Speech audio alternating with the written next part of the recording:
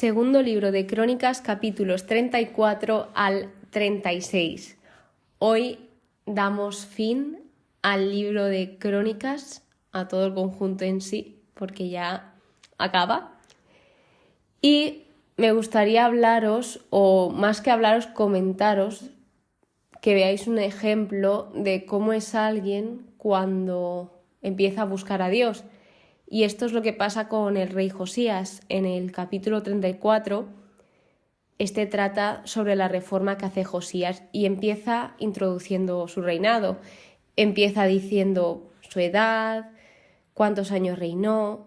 Además, indica que él hizo lo que agrada a Yahvé y siguió los pasos de su antepasado David sin desviarse lo más mínimo. Es decir, que confirmamos que hizo todo lo que agradaba a Dios. Así que dice que en el año 8 de su reinado comenzó a buscar a Dios.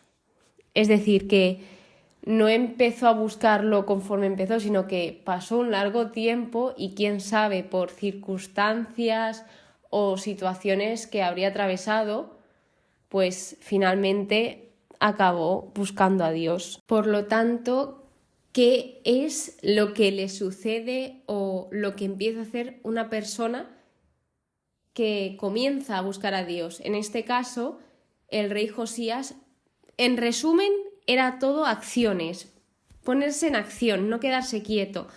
Él empezó a purificar, derribar, arrancó, rompió, todo verbos. Redujo, esparció, quemó, purificó, derribó, demolió, redujo, abatió, regresó. Esto es un resumen de todos los versículos. Esto no lo pone tal cual, todo seguido. Estoy aquí resumiéndoos para que veáis que se puso en marcha, que no se quedó quieto, manos a la obra, como diría uno de los anteriores reyes. Así que cuando uno empieza a buscar a Dios, no se puede quedar quieto, porque si no es imposible. Si te dicen ves a buscar a esta persona en este sitio y te quedas quieto, nunca la vas a encontrar, es lógica. Pues con Dios pasa lo mismo, si tú te quedas quieto al final nunca lo encontrarás. Así que Josías se puso manos a la obra. ¿Qué de manos a la obra? Vienen las obras del templo. Él reparó el templo porque anteriormente los reyes que hubieron antes, pues bueno, hicieron de todo con el templo que construyó Salomón, lo blasfemaron, luego también hay algunos que lo reconstruyeron, lo volvieron a destruir otros, un lío. Entonces en este punto se vuelve a reparar y esto era para purificar la tierra y el edificio.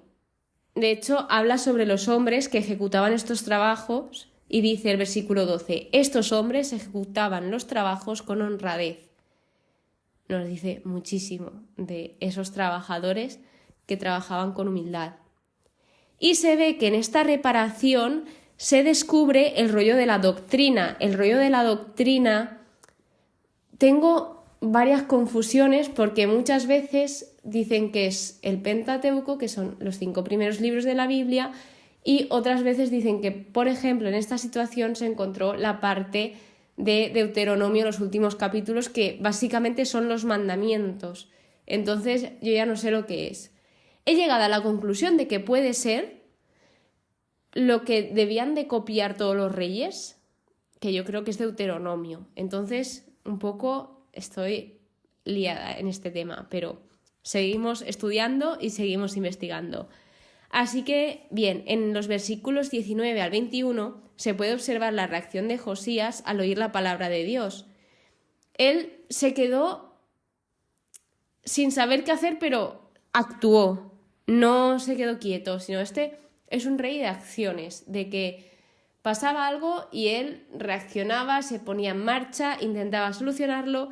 Y claro, aquí en este rollo, él escuchó cosas que sabía que no estaban haciendo bien.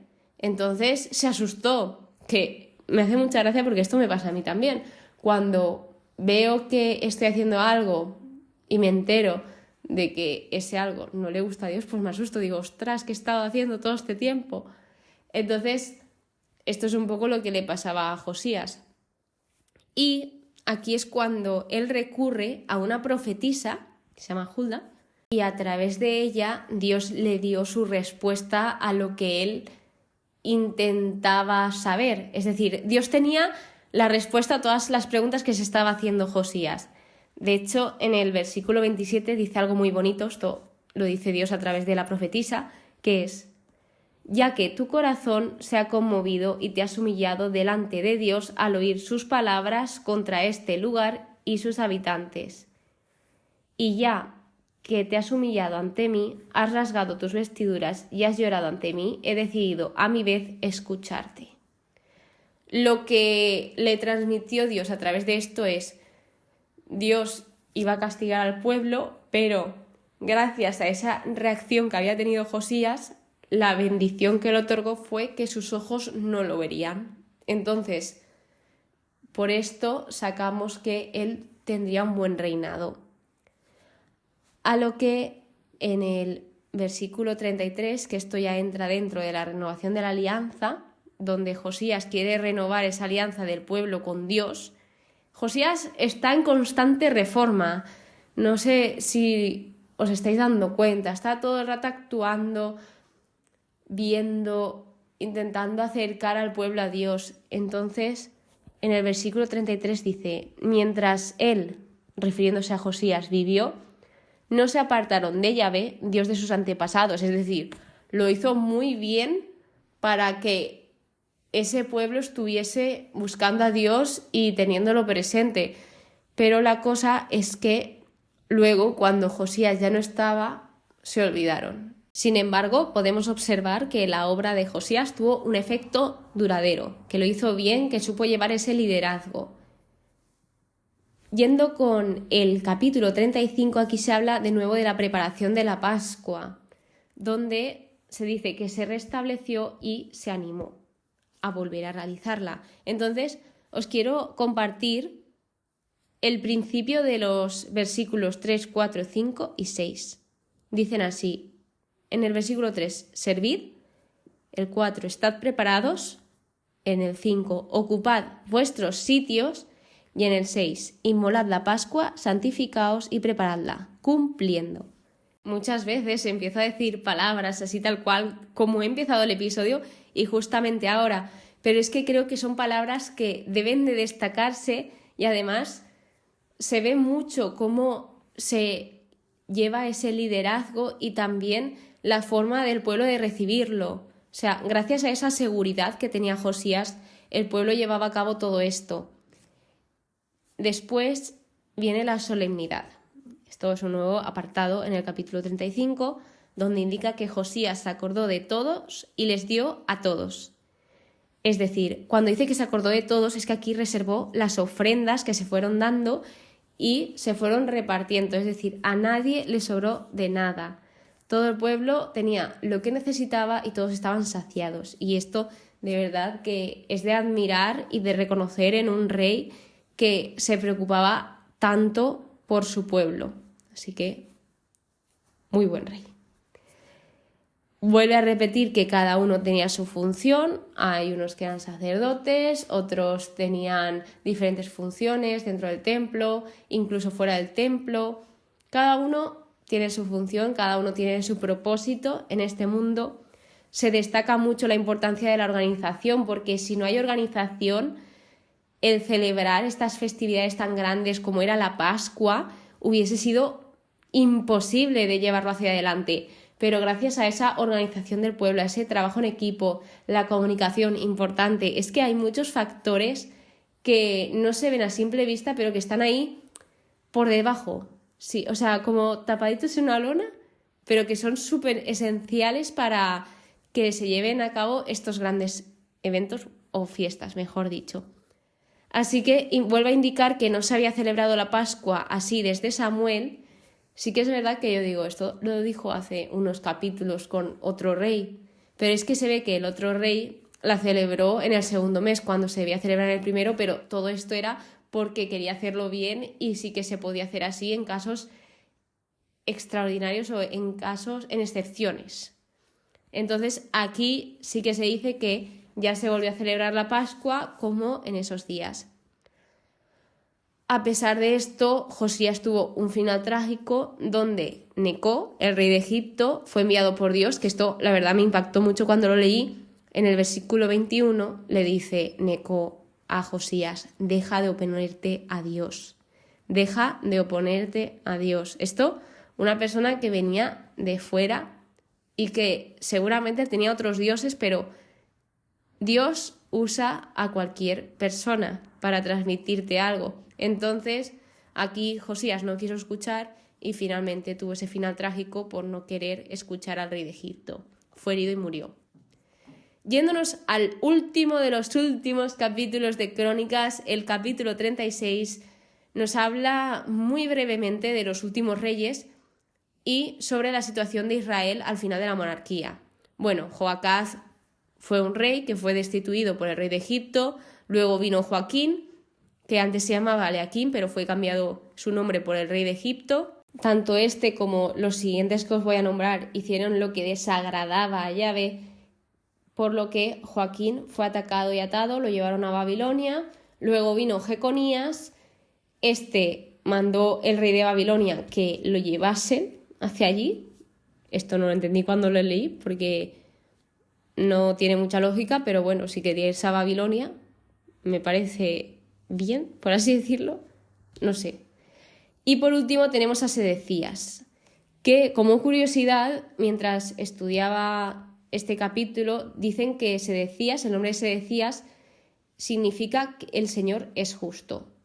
Y esto es como una contrariedad con su nombre, porque él hizo lo que desagradaba a Dios, además de que él no se humilló ante el profeta Jeremías, que le hablaba por boca de Yahvé. Es decir, el profeta Jeremías iba a advertirle y ayudarlo y a defenderle, pero no quiso hacer caso. Además, en el versículo 13 nos indica: también él se rebeló contra el rey Nabucodonosor, que le había hecho jurar por Dios. Endureció su cerviz y se obstinó en su corazón, en vez de volverse a Yahvé, el Dios de Israel. Hay personas que ablandan su corazón para buscar a Dios, para escucharle, y hay otras que hacen todo lo contrario, como aquí tenemos el ejemplo de Sedecías. Entonces ahora viene un apartado que se llama La Nación, donde dice que en este punto el pueblo, la nación, multiplicaron sus infidelidades. Además en el versículo 15 indica: Dios les enviaba avisos porque tenía compasión de ellos. Imaginaos a alguien que os está avisando, intentando proteger, intentando defender, pero vosotros reaccionáis a esto con burlas, despreciando sus palabras y además mofándoos de ello. Pues así reaccionaba el pueblo cuando Dios les intentaba proteger de todo esto, y esto os aseguro que sigue pasando hoy en día. Dios nos intenta avisar, nos intenta advertir, nos intenta proteger, porque al final un padre para su hijo, ¿qué quiere? Pues lo mejor, quiere protegerlo, ayudarlo, todo lo bueno, y nosotros muchas veces endurecemos nuestro corazón y no nos dejamos ayudar por Dios. Tras esto se abre un nuevo apartado que se llama La Ruina. Entonces indica que los que se escaparon fueron esclavos en Babilonia. Y en el versículo 21 indica: así se cumplió la palabra de Yahvé por boca de Jeremías.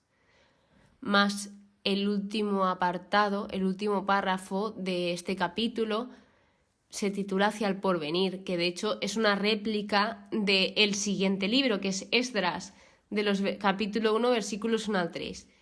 Y con lo que me quedo de este párrafo es con la palabra de esperanza. No lo pone, pero lo que me transmite es esperanza, de que a pesar de todas las adversidades que están pasando, ahí queda aún esperanza.